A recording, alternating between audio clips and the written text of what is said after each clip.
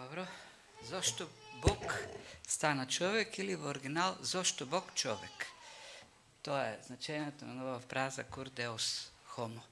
Напишена е книгата од далечниот 11 век од Анселм или Анселмо Кантербериски или Кентербериски, не знам како правилно се изговара, и представува една значајна промена во теологијата до тој момент. Анселм со таа книга ја побива дотогаш распространетата доктрина за долг на Бог кон ѓаволот или така наречено право на ѓаволот на човекот. Именно древната, особено кај отците на црквата, доктрина за Христовата жртва е како откуп кој се плаќа на ѓаволот, кој има легитимно право на човекот. Нивното тврдење дека човекот доброволно се предал на господството на сатаната и тој е легитимниот господар. Тоа е така основното најраспространето учење, наречено теорија за откупот. И со тоа всушност се создава еден долг пред Бог кон ѓаволот. Околку Бог сака да си го врати човекот назад, тој треба да плати откуп на сатаната. И тоа е доминантното учење во првите 10 века. Ориген така најсликовито и најразработено го представува во неговата антропологија и сотериологија. Доаѓа Христос и нуди откуп, т.е. се нуди себе си за целото човештво. Бидејќи неговата душа, и тоа е неговото разбирање за душите, неговата душа е многу повредна, таа е божествена и многу повредна од душите на сите луѓе заедно. И сатаната ја препознава таа вредност на Христовата душа и се согласува, исклучува договор. Христос вели: ти се нудам себе си, мојата душа, да ја земеш под своето господство, ама да ги ослободиш луѓето. Сега тука има еден момент кој се нарекува на измама и на тоа одговора Ориген, вели, бидејќи сатаната со измама го пороби човештвото и со измама треба да го изгуби. Тоест, кога склучува договор сатаната со Христос, тој воопшто не знае кој е планот на Христос, криене, дека Христос, бидејќи божествен, нема да остане во трајна власт, така да кажеме, на смртта на сатаната. Да, тој ќе умре, ќе отиде во адот, ќе ги ослободи, но нема да остане. Тоест, на крајот на кришата, сатаната нема таа власт да го задржи Христос, бидејќи е божествен. И тој се случува. Кога оди во адот, ќе ослободува душите на луѓето и воскреснува. И тогаш сатаната разбира дека е измамен. Меѓутоа Ориген вели, сатаната со измама доби и со измама ќе закупи. Анселм, кој е ученик на Августин и е платонист, како и Августин, го побива тоа учење, тоест ги потенцира достоинствата на Бог, неговата чест, бескрна божествена, неговата правда, неговата светост. И тој всушност говори за сатисфакција. Тој вели, сатаната е само еден узурпатор, тој е крадец, кој не може да претендира на никакви права пред Бог. И Бог не може ништо да му должи на сатаната. Никој не може да му должи ништо на Бог. И кога човекот паѓа во грев, тој не создава однос помеѓу ѓаволот и Бог, туку се создава однос меѓу човекот и Бог. За тоа што човекот му се спротивставува на Бог, тоест не се покорува на неговата заповед, со тоа ја нарушува таа бесконечна, тоа нарекува божествена чест, говори и за правда овдека, и за светост, и така натаму. И доволно е, вели, еден греф, едно паѓање во греф, да создаде, поради тоа бидејќи е нарушена Божјата чест, да создаде невозможен, така да кажеме, за плаќање долг пред Бог. Така да човештвото, човекот во Адам, се задолжува пред Бог. Долг кој не може да го плати. Може само Бог да го плати. Толку е голем. Сега, Бог може да го плати или Синот Божи, но Синот Божи не должи. Должи човек. И затоа е потребно Бог да стане човек и како човек да го земе долгот. Бидејќи тој се поистоветува со човекот, може и да се поистоветува со неговиот, да станува должник во нашиот долг Христос пред Бог и како Бог го плаќа тој долг. И тука тој сега говори наместо за откуп, тој тргнува таа фраза, бидејќи асоцира на долг на Бог кон ѓаволот, го заменува со сатисфакција или задоволување. Целосно е задоволена Божјата правда, Божјата чест, но од друга страна и Божјата милост и Божјата љубов кон човештвото. И потоа ово учење влегува во темелот на средновековните, понатаму предходници на реформацијата и веќе понатаму и кон реформацијата. Зошто Бог стана човек? Тој е одговорот, нели, што го дава Анселм, и тој е одговорот што го дава и другото и Јован во неговото Евангелие и особено во тој расказ за крстот кој тој го запишува. Целото Евангелие води кон таа вистина. Бог стана човек за да биде човекот избавен од тој долг што го има кон Бог. Да бидат отстранати од човекот вината, срамот и се она со што е човекот натоварен заради гревот, да биде избавен.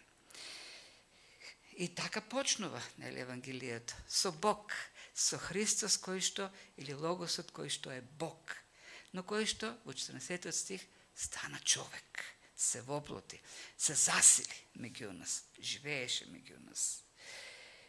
За да ги земе, продолжува првата глава, преку устата на Јован Крстител, Божјото јагне кој дојде да ги земе гревовите на светот. И така, тоа е всушност, крстот е основната тема од целото Евангелие. Или како што Пакер вели, човек не може да ја разбере лулката, бебешката лулка во Витлеем, во која што беше ставено бебето Христос, ако прво не го разбере крстот на Голгота. Преку крстот на Голгота, зошто беше таму, можеме да го разбереме и неговото воплотување. И тоа е христологијата, крстот, учењето за Христос распнатиот е целата темата на целата Библија, од почетокот до крај. Целата Библија е христолошка. Во целата Библија Христос Месијата е главната тема. Откако, нели, Авел принесе прв жртва, па се до последните страници, кога Јован го гледа во видение, Христос како Божјо јагне, кој е како заклано таму, покрај престолот. И, како што реков, тоа е основната линија која е проследена во овој расказ за распнувањето. Тоа е темата, две основни вистини. Предодреденоста, сето тоа е Божјиот план, она што се случува на крстот и целта, зошто е таму Јован. Зошто е таму Христос, зошто Бог стана човек. За да не ослободи од вината, од срамот, да не ослободи од долгот што го имаме кон Бог. И така ги селектира Јован моментите од таа историја за да ја склопи таа вистина. Ги зема само оние нешта кои треба да изградат, нели, таа негова поента, да ја потврдат, да аргументират. И така, почнува, нели, завршува распитот или судскиот процес кај Пилат. 3 пати Христос е прогласен од страна на Пилат за невин и во еден момент решава Пилат да крене раце од се, не може повеќе да се расправа, всушност подклекнува под притисокот на свештениците и пишува во 16 стих и го предаде за да биде распнат. И го зедо Исус и го поведува. Сега им го предаде, тоа во оригиналот текст формата е многу неопределена. Кого го предаде? Го предаде на тие таму. На кого го предаде? И стана малку нејасно на кого го предаде, зашто свештениците се тие што бараат. Цело време разговорот е меѓу Пилат и свештениците. Ним ли им го предаде, а пак екзекуцијата извршија римските војници. Или на римските војници беше предаден Христос. И тука е прашањето кој на крајот на краиштата го уби Христос. Свештениците или, тоест евреите, или пак римјаните, или паганите. Историски знаете, нели? Ако не знаете, јас ќе ви кажам, историски односот на црквата или погледот, представата што има христијаните кон евреите, не е како таа што е денес, современата. Денес, посебно во англискиот христијански свет и нашиот протестантски, кој што е близок со американскиот, англосаксонскиот, се гледа на евреите како на, тоа кажем современата преса, како на вид божества. Они не се обични луѓе. Има една посебна импресија на протестантот, денешниот американски или балкански, кон евреите. Тие се избран Божи народ и што е да прават, ним е простено. Има восхит некаков кон нив. Што е еден екстрем секако. Меѓутоа во историјата има друг екстрем кон евреите од страна на црквата. А тоа е еден впечаток за евреите како убици. Они го убија Христос. И тоа е основата за антисемитизмот, мразата кон евреите, кој почнува што во првите години на црквата и во различни периоди во завис од власта што има црквата, таа може да ескалира таа омраза. Во Римската империја се случувало тоа. Крстоносните походи, меѓу другото, кои се за ослободување на светите места, првиот крстоносен поход, во кој што не учествуваат царевите, туку повеќе е неорганизирана една воена операција од страна на селаните, неколку така рицари се приклучуваат, тргнуваат прво да се справуваат, тие велат, што ќе одиме таму да ослободуваме светата земја, кога ние тука ги имаме ѓаволите. И тргнуваат да ги грабат и убиваат евреите покрај реката Дунав, каде што ќе најдат еврејски насел да ги убиваат. И потоа кога стигнуваат веќе организираниот рицарски поход во Ерусалим, ги убиваат не само муслиманите и евреите, сите евреи ги убиваат.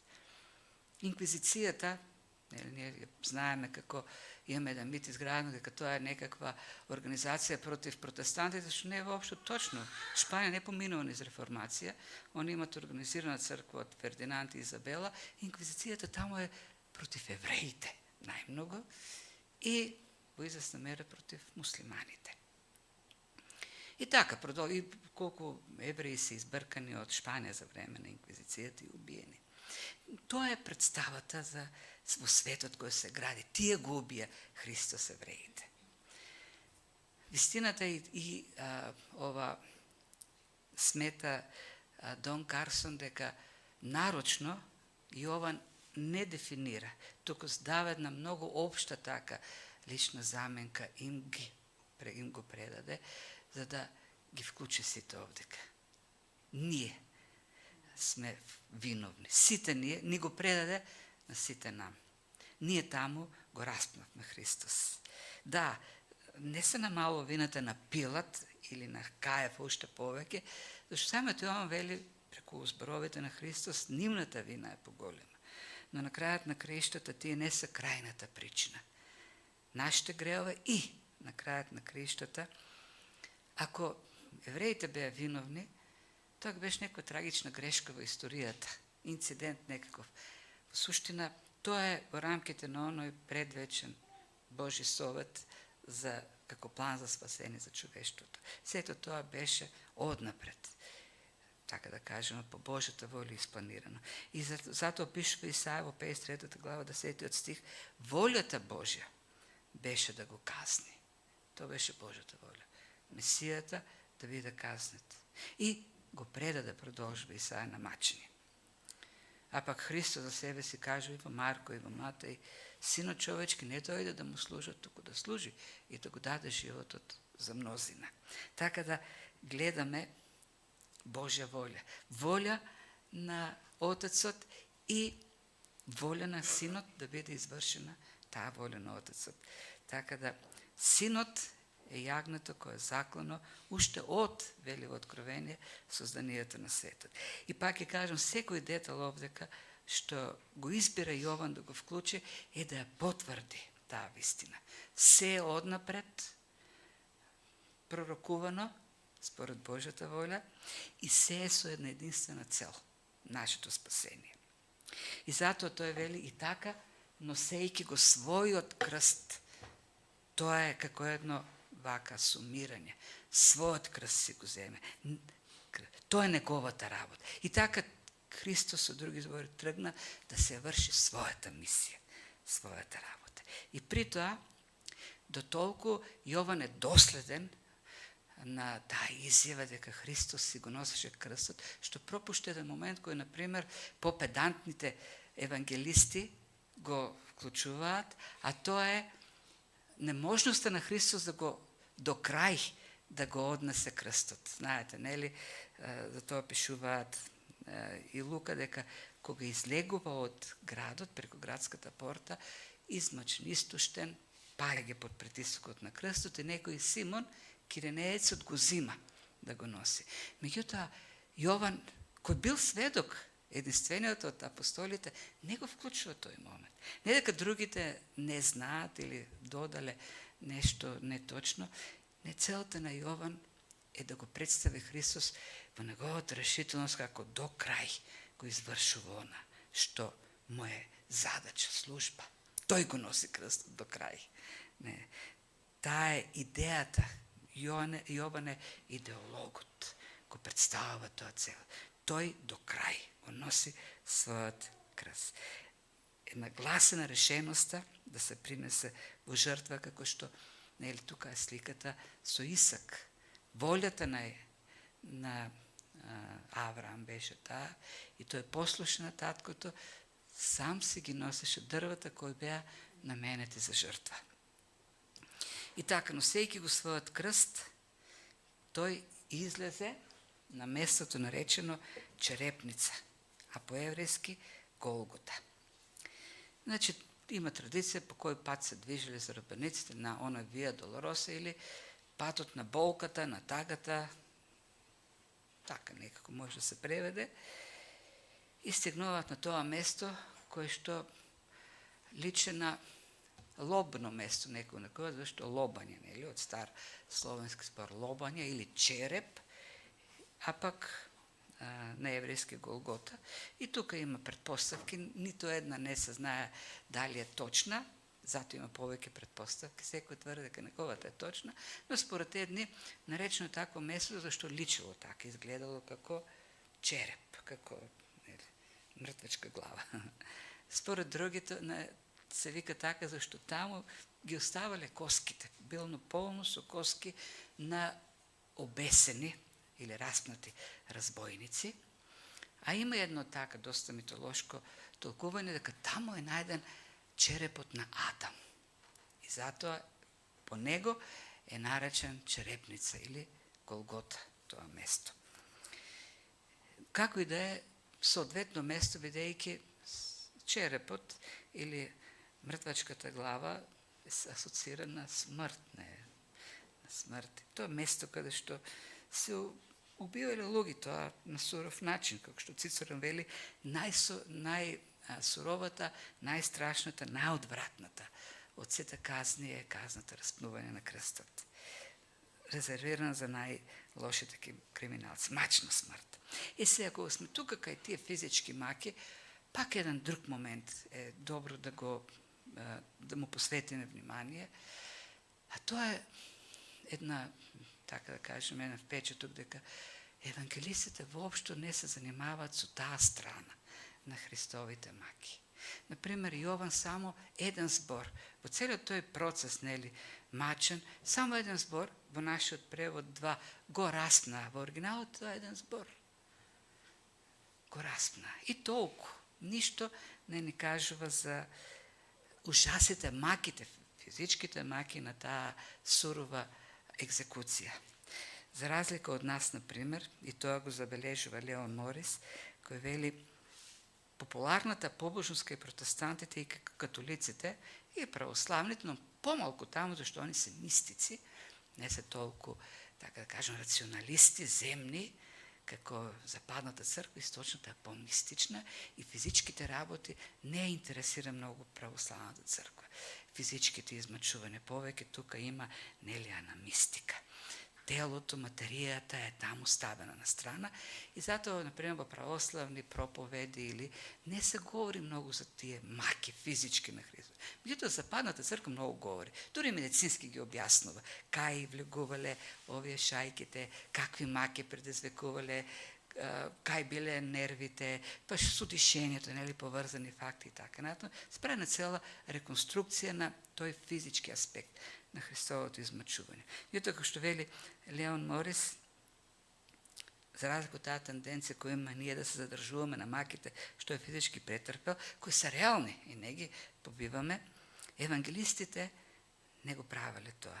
Нивниот интерес не е оној физички дел, ти не се обидуваат дури да изразат или да се играт, да создадат некакви посебни чувства во нивните читатели. Напротив, друг, повеќе теолошки нивниот фокус кон целта. Оној друг момент, што Христос зеде на себе на крстот. Да, било сето тоа тажно да се гледа. Не можеме да се абстрахираме од таа сурова гледка. Жените плачеле, пишува кога го гледале. Биле допрени од сето тоа. Меѓутоа, физичкото страдање, како физичко страдање, она што го претрпеле сите затвореници, осуденици кои страдале со таква смрт. Христос не пострадал нешто посебно. Да, тоа е страшна смрт, но вообичаена екзекуција за сите казнети со таква казна.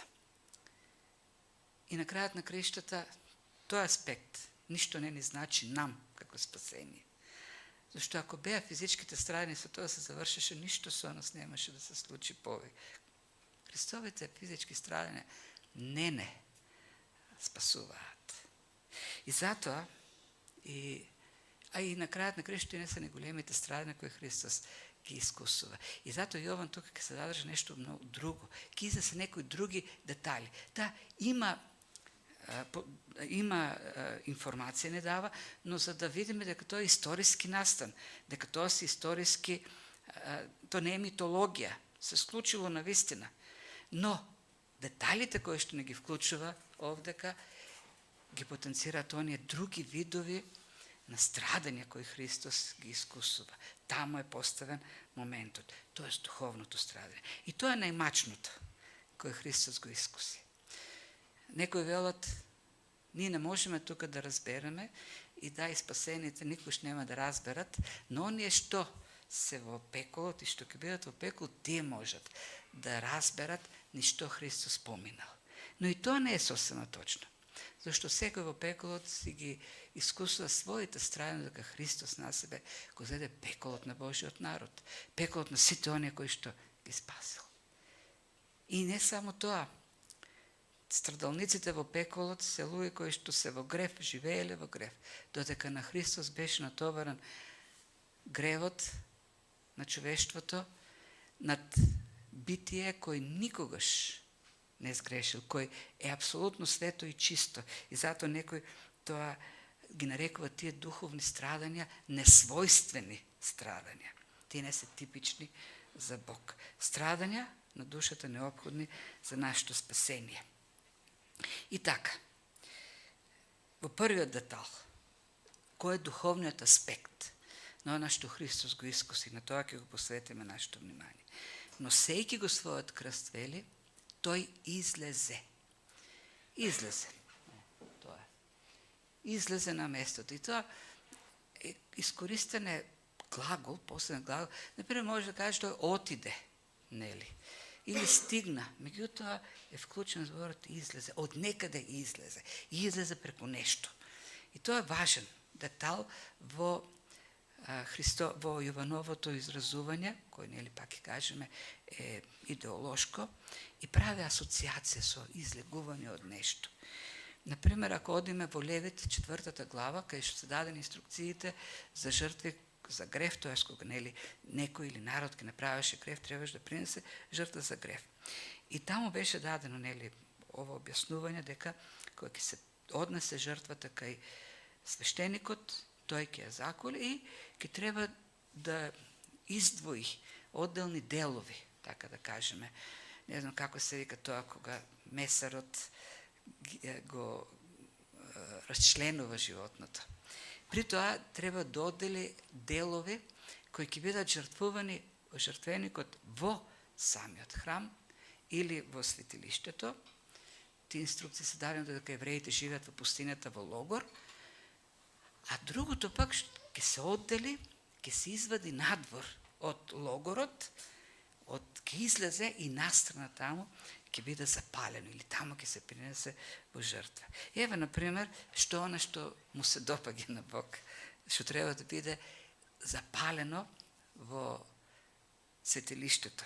Во 8 стих на 4 глава Левит пишува: и нека го извади сиот тој лој од телето за грев, лојот што е покрива утробата и сиот лој што е на утробата, и овата бубрега, и лојот што е на нив и на слабините, и кошулката на црниот дроб со бубрезите, нека ги извади. И она како што се вади тоа од теле за жртва за мир, нека ги изгори свештеникот на жртвеникот за жртви сепаленици. Лојта, целата лој да извади, од слабините, од внатрешностите, од бубрезите, кошулката од дробот, бубрезите си заедно и сето тоа да се принесе. И тука зборот, нешто пишува за изгори, е буквално, или како ако сакаме да го преведеме, да ги искади пред Бог. А пак во еврејскиот зборот кадење, или основата на глаголот кадење, е именката темјан. Така да, ако сакаме најбуквално да го преведеме, би требало да кажеме и да го истемјани пред Бог. А сега темјанењето или кадењето е асоцира на искревање на мирис, дим кој што доаѓа и го задоволува Бог. Не, така, ако сакате, нели, да знаете што Бог му е највкусно, тоа лојта мазда, мрснотиите од телото. Не знам зошто точно тие делови, како и да е, но знам нешто во другото, кој така е асоциран нешто и нема потреба да влегувам во некоја мистика за да разбереме другиот дел пак, зошто така се прави. А кој е тој друг дел? Другиот дел пишува, а кожата од телото, со се месото, главата, крајниците, тоест раците и нозете, нема раце, предни и задни нозе, утробата, тоест цревата и изметот што е во цревата, не се вади, останува изметот, оно што смрти. Да не сега во оригиналот текст оној народен збор што јас нема да го употребам овде. Сето тоа се зима и се несва надвор од логорот на место чисто каде што е пепелта. Се истора пепелта таму. Таму на тоа место да се изгорат со огон на дрва, каде што се истора пепелта, нека се изгори надвор од логорот. Каде што тоа е нечистото нешто. Нешто што нема угодно на Бог и треба таму надвор од скинијата, дури надвор од народот да биде изгорено.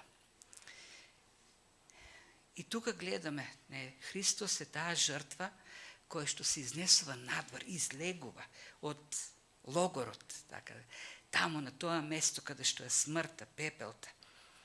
И таму е принесен во жртва, зашто тој го зеде на себе нашиот греф, или ако сакате повеќе нашата смрдеа. Она што е гадно, одвратно пред Бог. Сето тоа тој го зеде на себе и затоа требаше би таа жртва која е надвор. Срамна жртва, може да кажем, срам зеде.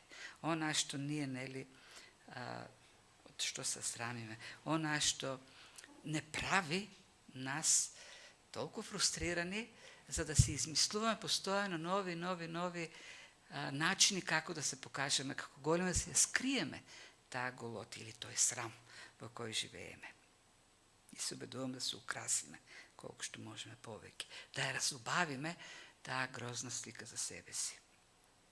Знаете ли, многу е директен овој текст кој прави врска со Левит. Крајно е директен. Знаете, Бог е многу директен.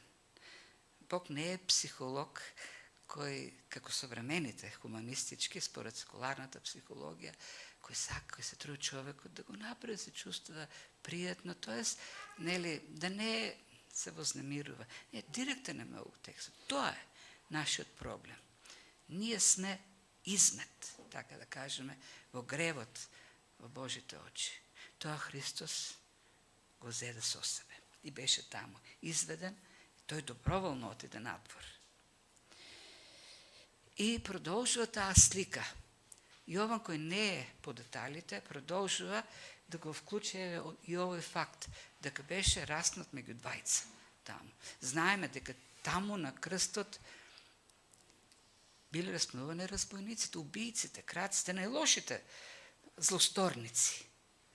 И тоа го покажува друштвото. Последните мигови, друштвото во кое што завршува животот, земниот живот на Христос. Тој заврши меѓу разбойници, меѓу стражи. Тој се поистовети меѓу другото. Или со таа жртва беше поистоветен со најгрешните на оваа земја. И знаете, има голем контраст меѓу божикните сцени и оваа сцена. Божикните ни се поблиски, така, повеќе си ги сакаме, зашто не успокојуваат повеќе. Многу е побаво да гледаш бебе кој е обкружено со ангели кои му пеат. Тоа е сликата од раѓањето. Или мудрици кои доаѓаат, му се поклонуваат, најмудрите луѓе. Тоест, тоа е елитата на човештвото, доаѓа и му принесува подароци на царот кој се роди. Или пак доаѓаат пастирите и тие сакат да го видат.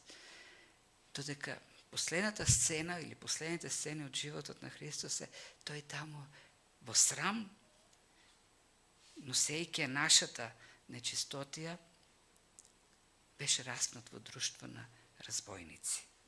За да се покаже неговото поистоветување, зошто тој беше таму.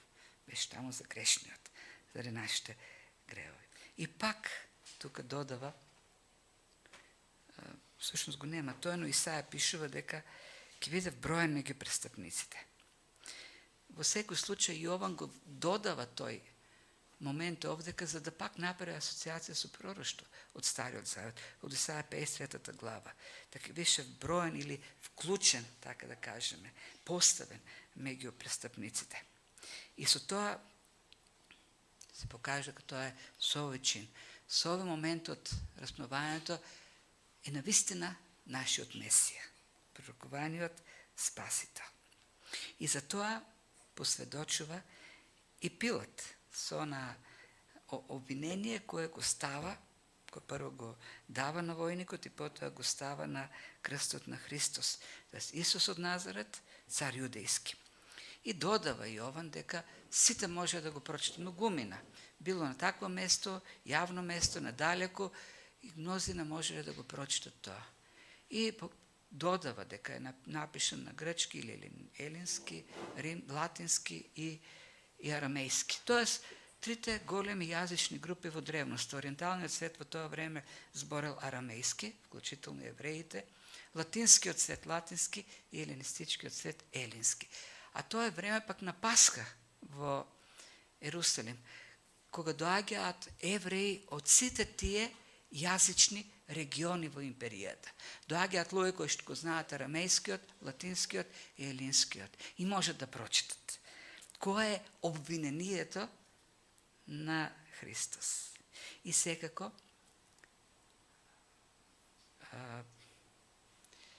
фарисеите, свештениците кои до тој момент се насладувале на сите настани, се разбунтуваат. Тоа била целта на свештениците, да го понижат Христос.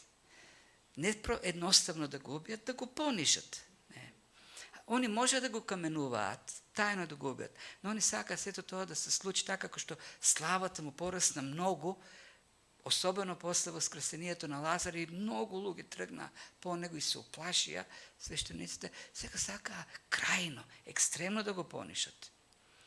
И затоа инсистираа на распнување, да биде не екзекутиран внатре, туку надвор, како една нечиста, како грешна, кона што се отврла од Бог.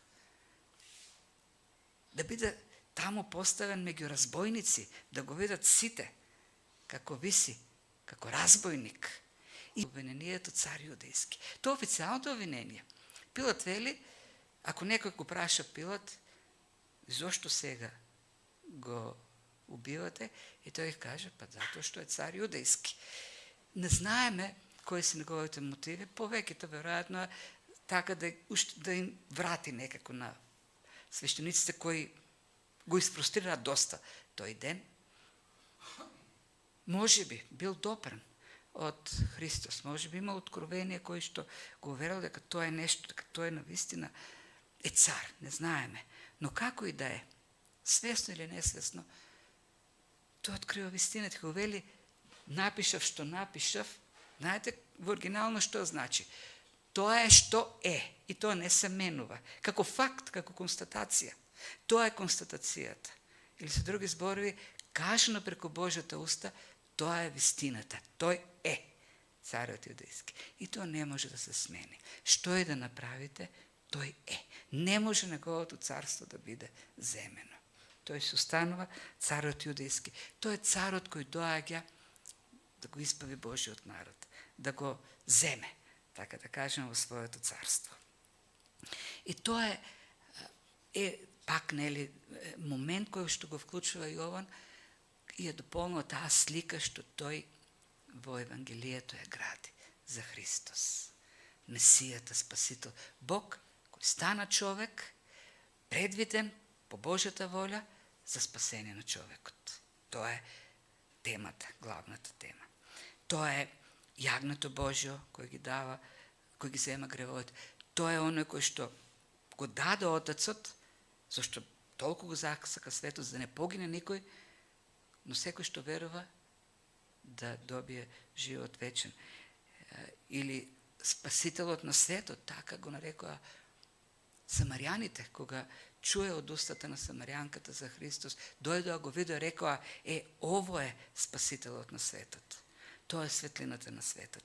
Тоа е царот кој што доаѓа да го ослободи својот народ и да го земе со себе. И последната сцена, која се надоврзува на сите овие досега, излегувањето како жртва што носи со себе смрдеа, не својата, нашата, оној што беше раснат меѓу разбойници и сега соголен, оставен гол. И тој момент го вклучува Јован, зашто и тој момент придонесува да се изгради таа слика за земањето на нашиот грев, срамот, вината од гревот. Вообичаено било, тоа не е нешто невообичаено во тој момент, тоа што го прават таму римјаните, вообичаено било тие да земат, да конфискуваат, така да кажеме, се што разбойникот има на себе или со себе. Тоа било дел од нивната плата. На римските војници им се плакело и натура и тоа, ако има нека дополнителна работа, преку време на работа, тој ден, така се ја наплакеле. Ако имале пари, ги земале парите, ако имало некакви украси, си ги земале украсите, ако имало облека, си ја земале облеката. И тука гледаме дека се 4 војници, тоа обично таа група, кој што тоа е најмалата единица римска, кој што служи како стража, екзекутори и така натаму, ги поделиле облеките на Христос, останала онаа туника, која што е цела или хитон, кој не може да се раздели и останува цела. Тоа е она долна долга облека, која го покрива телото, а на неа потоа се врзва појас, се врзва на како покривало на главата. Ако има потреба од некоја горна облека, за да е потопло, си наметнува уште една на таа туника, сандали. Така тоа сигурно некој зел сандали, друг зел шамија, трет дел појас и останала тој хитон или таа туника, кој не може да се раздели, затоа, за да не уништат, решили да фрлат жребка и пак тука, мислам дека го пишува тоа. Го пишува ли? Треба да биде збигнат, повторно, да се потврди во писмото, ги разделија, а лиштата мои. Пак да се потврди дека тоа што се случува таму е пророштво, исполнување на пророштво. Тоа е дел од онаа понижување на нашиот Господ. И тука цитира Јован од оној псалм, кој што Христос самиот ќе го цитира, кој ќе рече Боже мој, зошто ме остави. Тој нели 22 псалм почнува со Боже мој, зошто ме остави, а потоа во 80 стих е дадено ова пророштво за поделбата на алиштата. Така да 1000 години, може да кажеме порано, е дадено тоа пророштво. Христос дојде да го понесе нашиот срам. И тоа не враќа, таа голота, Христос станува гол. Во срам, на една срамна гледка, призор, на подигрување, на вакво од луѓе, понижување и така натаму. И тоа не враќа на она сцена со голотијата во Битие. Луѓето беа мажди, жената голи. Тоа некој забележува. Беа невини, чисти. Меѓутоа кога паднаа во грев, им вети сатаната, змијата. Нивните очи ќе прогледат. И тие прогледаа. И што видоа всушност? Што видоа? Ја видоа својата голотија. Или ако во дребноста, во таа дребна символика, голотијата всушност значи мизерија, ништожност, безвредност. Кога ќе кажеш дека човек е гол, се каже дека тој е ништожен, не вреди ништо. Ние имаме нешто слично, ние него врзано со голоти, не велиме бос. Не знам дали се още се корист, многу е бос тој. Видоа дека се видоа себе се во својата грешна состојба. Видоа дека се ништо. Не само што не станаа богови, туку видоа дека се едни бедни, зажалени битија. Дека без Бог, без Божјото присуство, се никој ништо. Разбраа до каде оди нивната вредност, до каде е нивното достоинство. И што направија? Во тој срам што го почувствуваа, земаа смоквине лисе да го покријат. И тоа го прави човекот во историјата. Таа своја мизерија, свесноста за мизеријата, за ограниченоста, ја покрива на различни начини. Со образование си става смоквини листови на себе. Со декларации. Во моментот ние имаме декларација во Обединетите нации за достоинството, правата на човекот. Таа декларација треба на човекот да му даде вредност. Еден документ напишан во една човечка институција. Тоа е вредноста на човекот. Со документ прогласена. Човечки документ. И сега тој документ, ако го однесеш во Украина или Русија или во Блискиот Исток, на тие војници ништо не им значи. Убиваат. Како ќе им дојде, како ќе силуваат. Што им значи тој документ? Убеди го војникот дека решиле таму во Обединетите нации дека човекот е личност со посебно достоинство. Тоа е документ кој човекот решил со кој да даде вредност на човекот. И денеска се гради таа секуларна хуманистичка филозофија дека човекот е најголем, највозвишеното битие и така, со сите достоинства и права. Но тие човечки учења не можат навистина да ја покријат голотијата на човекот. Неговата мизерија. Човекот е мизерен, ништожен, безвреден, без неговиот живот со Бог, без единство со Бог, без во себе Христос, Светиот Дух, без славата која што тој ни ја дава, не сме ништо.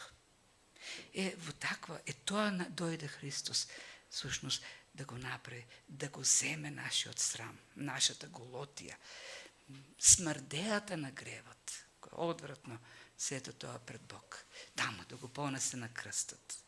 Срам, вина, искуси Христос во духовни димензии кои не можеме да ги разбереме никој од нас. И сето тоа го искуси тој на крстот. За ние да бидеме, така да кажеме, облечени. Што направи Бог кога човекот се обиде со смоквини лисја да ја прикрие голотијата? Бог со кожа уби некој животно, не знаеме како од кај таа кожа. И со кожа од животно му ја покри голотијата. Таа облека што беше симната од телото на крстот, на Христос на крстот, ја облекоа римјаните. Неговата Христовата облека. Моја зедоа.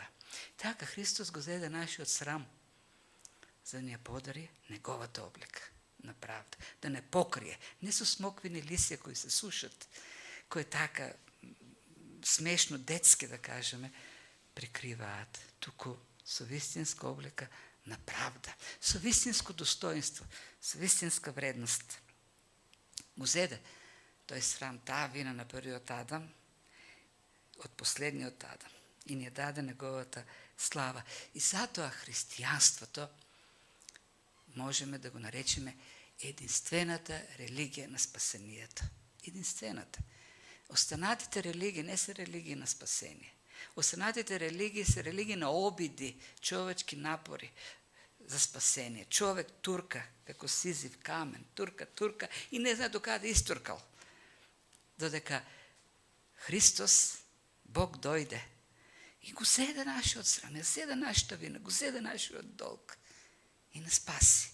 Тоа е религија на спасение, на вистинско спасение.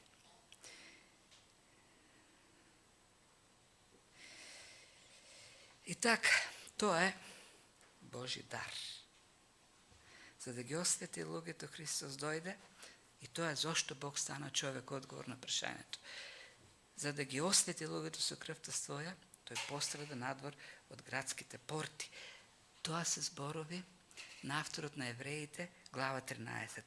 Вели, затоа и Христос, за да ги освети луѓето со крвта своја, пострада надвор од градските порти. Излезе надвор, таму пострада.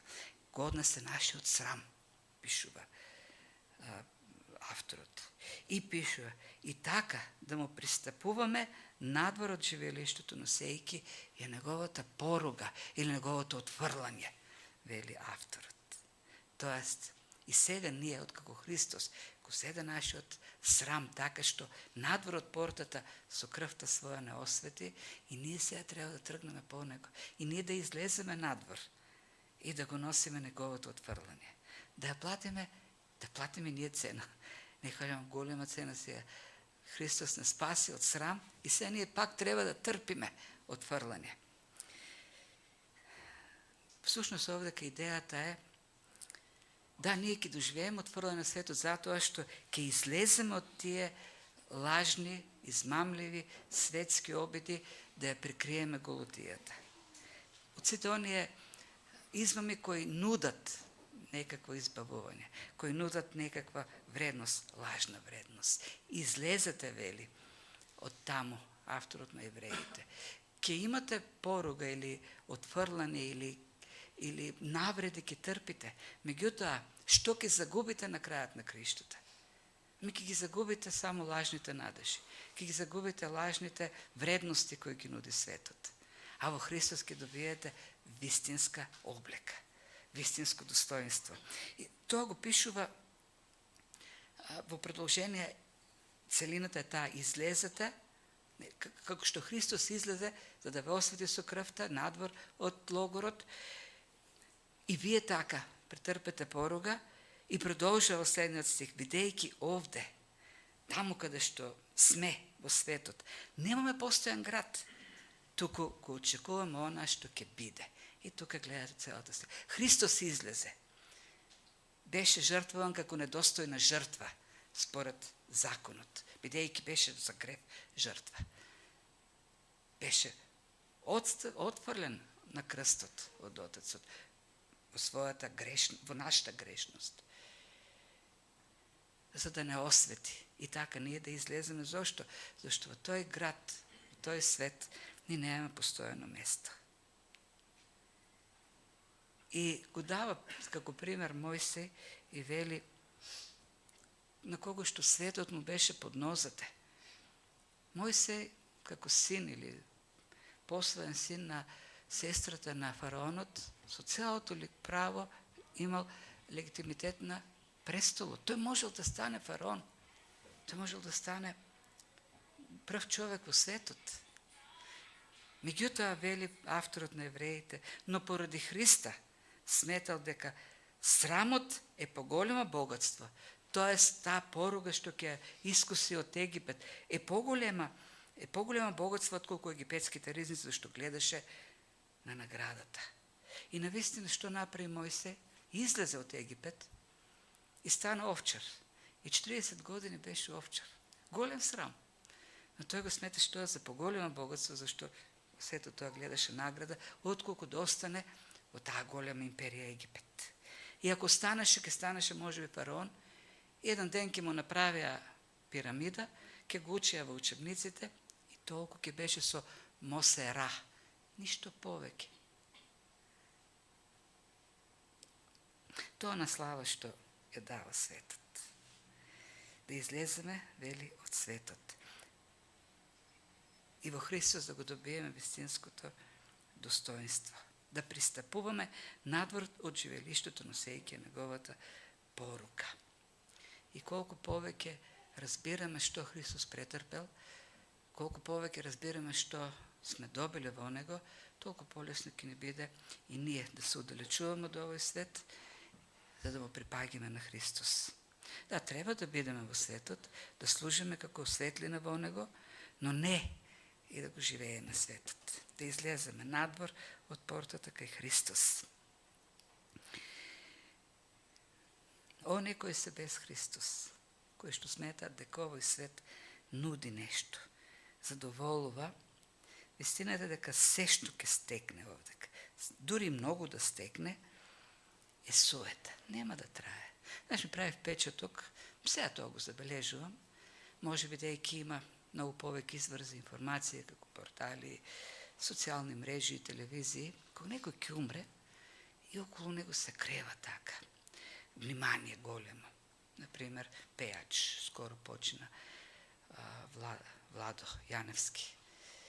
Се збореше 3 дена. Се репрезираа емисии, негови изјави, песни се пеја. Знаете колку трае тоа? Малку. Заборавено. Ке се сеќаваат неговите блиските од време на време, зашто времето брише, ги брише спомените. Знаете, така ке биде и со нас. Нема да не памтат вечно. Дури не блиските, ке се подсетуваат на нас од време на време. Ама животот на земјата си ги носи своите обврски, си ги носи своите нешта. Времето лекува се, кој што велат. Сите ние ќе бидеме историја еден ден. Не многу долго после нашата смрт. Тоа е вистината за сите нас. Толку е нашата вредност без Христос.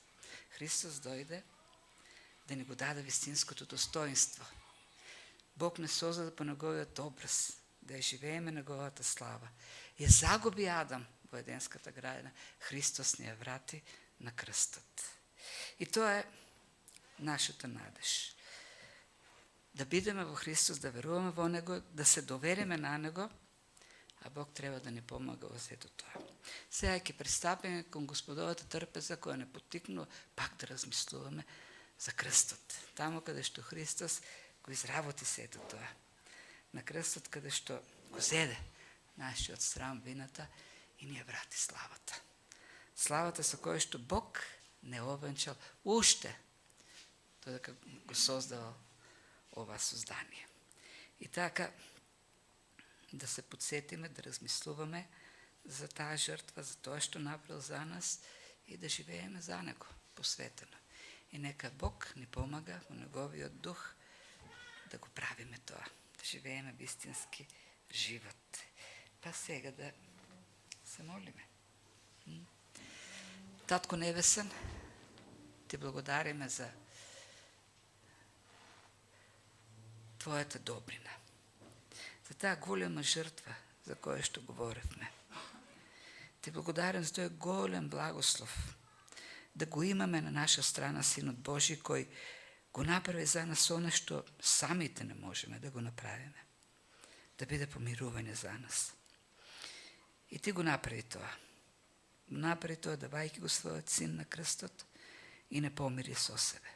Ти благодариме, Татко, за тој крст. Ти благодариме за оно што Синот Божи доброволно го претрпе. За се што жртвуваше за нас. И се молиме, Господи, помогни ни, дај ни сила, благодат да го славиме Христос во нашиот живот. Дај ни сила да излеваме постојано, секојдневно, надвор од портата на овој свет, да доаѓаме кај Него и да го поднесуваме Неговиот срам.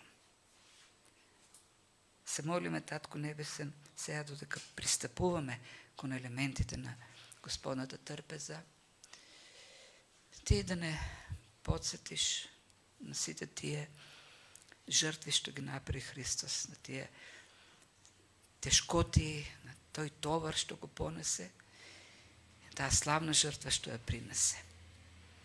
Да размислиме повторно за сите благодети што ни ги подари во Христос, за сите богатства што ги имаме во Него и за тоа трајно достоинство. Да живееме како личности, какви што Ти имаш намера да бидеме, според Твојот план. Полни со Твоето достоинство, овенчани со Твојата слава.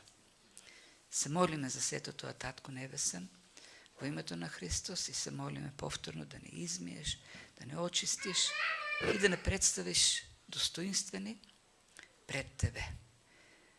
Да действа Светиот Дух во нас и во овој чин и Твоите благодатни ресурси изобилно да не успособат за достоинствен живот.